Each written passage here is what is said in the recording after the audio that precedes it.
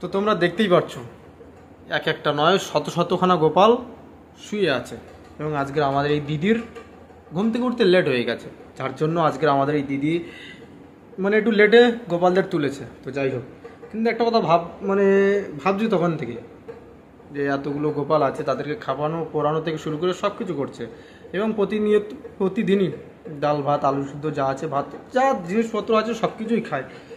না, এটা আমার কথা নয়, তোমরা দেখতেই পাচ্ছ এখানে। তবে একটা কথাই বলবো যে এতগুলো এখানে যে 100টার উপরে গোপাল আছে, হ্যাঁ তোমরা দেখলে ভালো করে বুঝতে পারবে যে 100রও বেশি এখানে গোপাল আছে। তবে একটা কথাই বলবো যে এতগুলো গোপাল আর প্রতিদিন এত করে হলেও খাবে।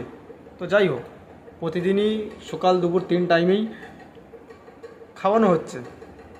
তবে প্রশ্ন হচ্ছে এখানে যে এতগুলো গোপাল পুষে মানুষ করছে, এদের বাথরুম কটাও তৈরি করেছে।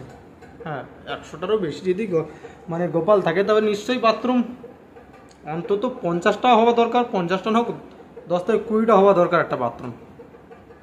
হ্যাঁ, কারণ এক একজন না যাক, ওখানে যত যত গোপাল আছে দুজন দুজন করে বাথরুমে যাবে আর আসবে।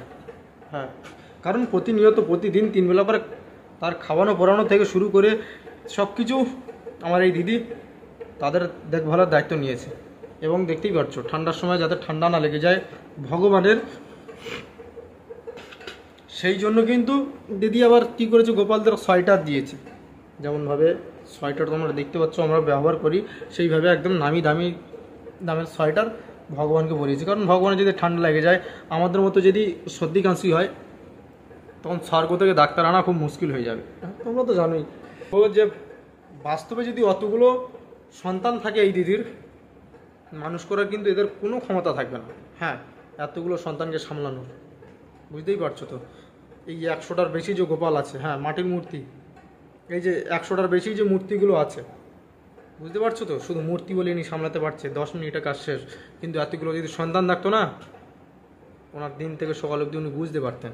তবে এরা বাস্তবে কতগুলো গোপাল মানুষ করার ক্ষমতা নেই।